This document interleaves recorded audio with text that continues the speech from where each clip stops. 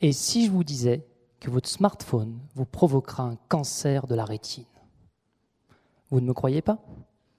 Et si je vous disais que c'est scientifiquement prouvé qu'une étude allemande vient de sortir et que c'est en fait la lumière bleue de vos écrans qui provoque le cancer?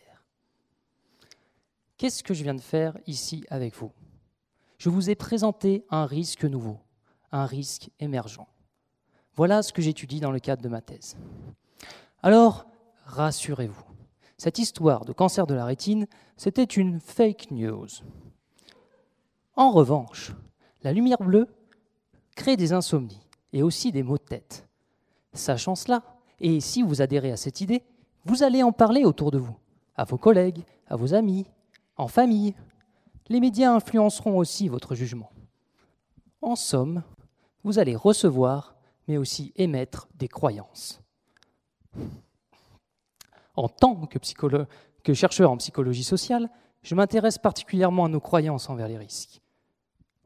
Ne mets pas ton téléphone dans ta poche, ou alors tu deviendras stérile.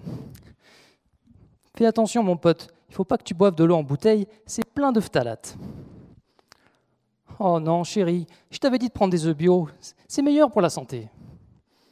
Vous voyez, les exemples au quotidien ne manquent pas. Alors, j'ai développé un outil scientifique sur la base de questionnaires et d'expérimentations, afin de mieux comprendre nos croyances.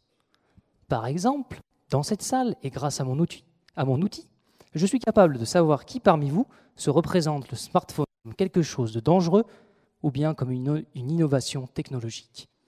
Plus encore, parmi ceux qui se représentent cet objet comme un danger, je suis capable de savoir si c'est à cause de la lumière bleue ou bien des ondes électromagnétiques qui rendent stérile. Mais attention, je ne cherche pas ici à démêler le vrai du faux concernant ces risques. Je m'intéresse à vos croyances telles qu'elles sont, sans les juger. Pourquoi? Parce que celles-ci conditionnent nos pratiques au quotidien. Elles font sens pour nous. Voilà, améliorer les croyances envers les risques, voilà le but de ma thèse. Aussi, elle permettra d'améliorer la communication et la prévention envers les risques, que ce soit dans de nombreux domaines, comme le bien-être en entreprise ou encore la santé publique.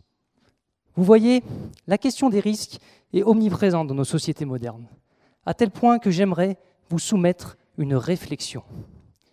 Si Hamlet devait refaire aujourd'hui son monologue sur la mort et la vie, ne dirait-il pas que la question est plutôt risky or not risky?